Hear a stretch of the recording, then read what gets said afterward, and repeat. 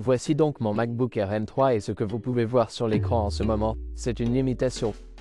Et c'est un problème courant sur les MacBook Air car il n'y a pas de refroidissement actif, ce qui signifie qu'une fois qu'il fait chaud, vous ne pouvez rien y faire et il s'étrangle thermiquement et les performances peuvent baisser un peu. Ce que j'ai vu, c'est qu'en 10 minutes, je perds environ 20 à 25% de performance, mais cela peut atteindre 50% de performance et dans cette vidéo, j'essaie de résoudre ce problème.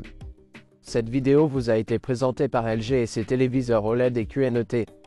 Améliorez votre expérience au home cinéma grâce au lien dans la description ci-dessous ou apprenez-en plus tard dans cette vidéo. Donc, pour résoudre ce problème, nous allons devoir ouvrir l'ordinateur portable. Je vais donc devoir mettre un petit quelque chose en dessous ici, car lorsque je retirerai ça, je pourrai mettre quelque chose en dessous. Et voilà. Déclipser deux clips. Si vous faites le tour, il faudra simplement les déclipser. Et puis il y en a aussi au milieu. Ce qui est utile dans cette ouverture, c'est un kit d'ouverture iFixit. Alors je vais juste l'écraser là-dedans. Et voilà, il suffit de le tirer vers le trackpad, puis il se détache car vous avez ces petits loquets à l'arrière. Alors laissez-moi vous expliquer ce qui se passe ici. Nous avons notre trackpad de ce côté et ici nous avons la carte mère qui est minuscule. Vous avez quelques haut-parleurs sur le côté, je crois, en haut. Mais cette partie ici concerne la carte mère et le refroidissement, car il y a un processeur à l'intérieur et un petit dissipateur thermique sur le dessus. Ce dissipateur thermique sera là et, comme vous pouvez le voir en dessous, il n'y a rien ici qui puisse réellement évacuer la chaleur de ce dissipateur thermique de l'ordinateur portable. C'est un peu tout là-dedans. Donc, pour résoudre ce problème, il suffit de trouver un coussin thermique. Quelque chose comme ça. J'ai plusieurs épaisseurs différentes, donc je vais déterminer laquelle est la meilleure épaisseur. 0,5 mm, 1 mm et 1,5 mm. Je crois, 1 mm d'épaisseur. Et nous voulons les déposer ici afin que le dissipateur thermique de ce refroidisseur de processeur et de cette carte mère entre en contact avec cette plaque arrière. Ce qui signifierait que la chaleur viendrait simplement sur la plaque arrière et serait davantage dissipée. Ce qui signifie qu'il peut fonctionner un peu plus frais. Maintenant, la question est de savoir pourquoi Apple n'a-t-il pas fait cela en premier lieu. Le fait est qu'il existe une loi selon laquelle tous les ordinateurs portables et tous les appareils que vous utilisez doivent avoir une certaine température de surface. Sur vos genoux, ils ne doivent pas dépasser une certaine température à l'arrière de l'ordinateur portable. Et c'est pourquoi ils ne sont pas autorisés à faire cela. Ce que vous pouvez faire. Je ne pense pas du tout que cela posera un problème. Et autant que je sache, cela ne va pas annuler votre garantie. Donc ici, c'est 0,5 mm. Mais je pense que nous devrons peut-être opter pour un modèle de 1 mm. Comme vous pouvez le voir, c'est juste cette partie que nous devons couvrir. Il faut donc décoller ces autocollants des deux côtés.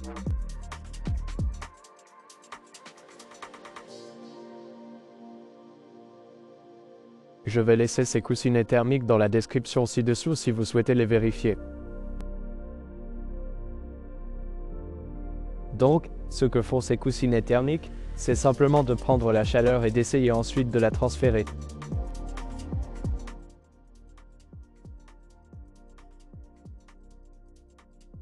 Ils absorbent simplement la chaleur et la transfèrent ensuite, espérons-le, vers cette plaque arrière. Nous allons donc obtenir de meilleures performances ici. Je vais juste mettre le morceau restant de ce que j'ai ici de l'autre côté. Et ces coussinets thermiques ne sont pas très chers du tout. Une fois que vous les avez mis, décollez également l'autre côté. Ils sont un peu collants. Je vais juste les écraser. Vous pouvez toujours les supprimer en cas de problème et lorsque vous les renvoyez pour qu'Apple les répare si vous en avez besoin ou autre. Ouvrez-le, enlevez-les et vous êtes prêt à partir. Maintenant des coussinets thermiques là-dedans. Et voilà, cela a fait le tour, je les clipsé maintenant. Remettons les vis. Et ce qui m'inquiétait, c'est si je voyais un renflement sur la couverture de l'ordinateur portable à cause de cela et cela n'aurait pas l'air bien. Et honnêtement, c'est absolument plat. Vous ne pouvez rien voir. Et, parlons brièvement du sponsor vidéo d'aujourd'hui, LG, et de ses téléviseurs OLED et de la raison pour laquelle ils sont si spéciaux. Premièrement, les téléviseurs primés de LG ne sont pas seulement minces et élégants. La qualité globale de l'image est inégalée. OLED vous offre l'expérience ultime en matière de couleur, de luminosité et de dynamisme de l'écran. Que ce soit en 4K ou 8K, les noirs profonds et les couleurs nettes font ressortir n'importe quel contenu sur le téléviseur, y compris les jeux. Deuxièmement, LG propose différentes tailles, modèles et budgets pour s'adapter à votre environnement et à votre style de vie. Je vais laisser 3 de mes favoris dans la description ci-dessous.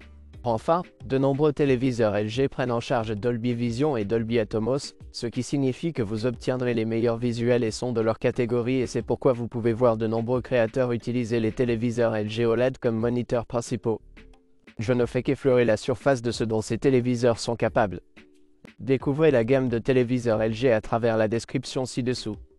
Apprenez-en davantage sur eux et sur les 3 de mes favoris. Merci LG d'avoir sponsorisé cette partie de la vidéo. Tout d'abord, permettez-moi d'essayer un test de processeur multicœur et voyons comment cela réagit ici.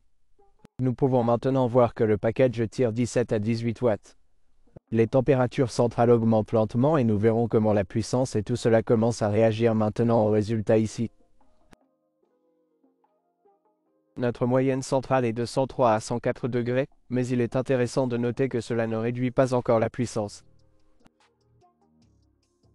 Oh, et je sens que le fond se réchauffe. Maintenant, la limitation thermique avec le MacBook c'est particulièrement mauvaise lorsqu'ils sont en mode clapet, ce qui signifie que disons que vous avez une station d'accueil ou quelque chose comme ça, vous venez à votre bureau, vous branchez votre ordinateur portable et vous le laissez simplement reposer là comme cela et en étant comme ça, vous ne laissez pas la chaleur se dissiper du clavier, elle ne sera dissipée que par l'arrière et pour le moment, nous venons juste d'améliorer la performance arrière là-dedans pour qu'il soit plus frais. Vous pouvez maintenant voir que le package diminue légèrement vers 17 et 16, donc si vous utilisez votre MacBook dans une situation de dock ou si vous le placez comme ça quelque part et que vous le modifiez et travaillez dessus, utilisez peut-être ceci pour le modifier. Des photos ou quelque chose comme ça, il serait particulièrement bien d'avoir le coussin thermique à l'arrière afin que vos performances soient un peu mieux refroidies. Tout ce que cela va faire, c'est essentiellement laisser l'appareil refroidir et vous pouvez voir même lentement lorsque j'ai soulevé l'ordinateur portable ici et touché le bas, vous pouvez voir comment la puissance augmente légèrement là-bas simplement parce qu'elle le refroidit encore mieux. Pour le moment, je le laisse simplement sur le sol comme ça et, comme vous pouvez le voir ici encore, je suis allé légèrement plus haut sur cette partie parce que je ressentais juste ce que c'est en bas là-bas. Vous pouvez voir la corrélation de vitesse d'horloge un peu plus élevée ici et là sur les graphiques. Bon, comme vous pouvez le constater, notre test est terminé et même à la fin du test, nous tirions près de 15 watts.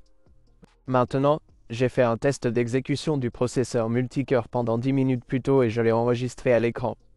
Maintenant, ce que je veux faire, c'est faire la même chose, laisser enregistrer cela pendant 10 minutes pour voir à quoi ça ressemble à la fin et nous allons comparer les différences de température ainsi que les différences de score pour voir si le mode a réellement fonctionné.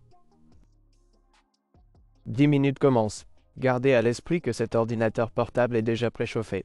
Je viens de terminer le test, il fait donc déjà un peu chaud, donc nous chargeons simplement 10 minutes supplémentaires dessus, ce qui est probablement un peu pire que mon test précédent où je l'ai peut-être fait une fois mais l'ordinateur portable n'était pas si chauffé.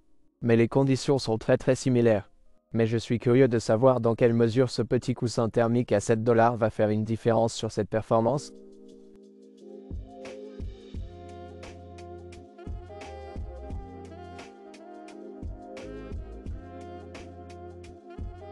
Comme vous pouvez le voir, nous avons maintenant terminé le test d'accélérateur de 10 minutes et il était intéressant de les comparer côte à côte afin que vous puissiez vraiment voir l'option de coussin thermique gardant réellement les vitesses d'horloge et la puissance en watts beaucoup plus élevée.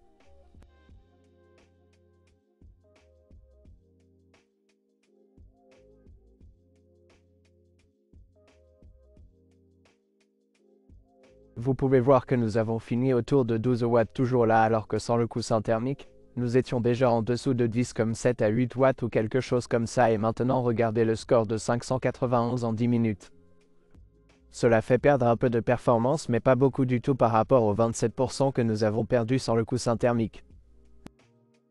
Maintenant, lors de mes tests en ce moment, j'ai gagné 10% de performance supplémentaire en 10 minutes de limitation et vous pouvez également voir les modes à clapet dans les 10 minutes. Gardez donc à l'esprit qu'en ce moment, j'ai la pièce un peu plus chaude que dans le test précédent mais je n'ai pas d'environnement de contrôle de salle et le pire des cas, ce que j'ai vu en ligne est jusqu'à 50% de diminution des performances. Mais maintenant, avec ce correctif à 7 $, nous obtenons de bien meilleures performances. Maintenant, si vous me demandez, est-ce que ça vaut le coup? Je pense vraiment que c'est le cas et voici comment vous pouvez le faire. Une chose importante à noter est que si vous optez pour les appareils M2 ou M3, ils ont un châssis différent, qu'il soit de 15 pouces ou de 13 pouces, et je vous recommande d'utiliser un tampon thermique d'1 millimètre. Si vous optez pour l'ancienne version M1, vous souhaiterez peut-être en obtenir un peu plus ou un peu moins. Obtenez-en quelques-uns. Je laisse les différentes épaisseurs sur Amazon. Vous pouvez également les empiler les uns sur les autres si vous le souhaitez. Cela fonctionnera exactement de la même manière. Lorsque vous l'utilisez pour l'ancien châssis M1, cela peut être un peu différent simplement en raison de la façon dont le châssis est conçu, il peut donc y avoir un peu plus de place. Alors gardez cela à l'esprit lorsque vous faites le vôtre. Merci les gars, merci d'avoir regardé et à bientôt. Bye bye.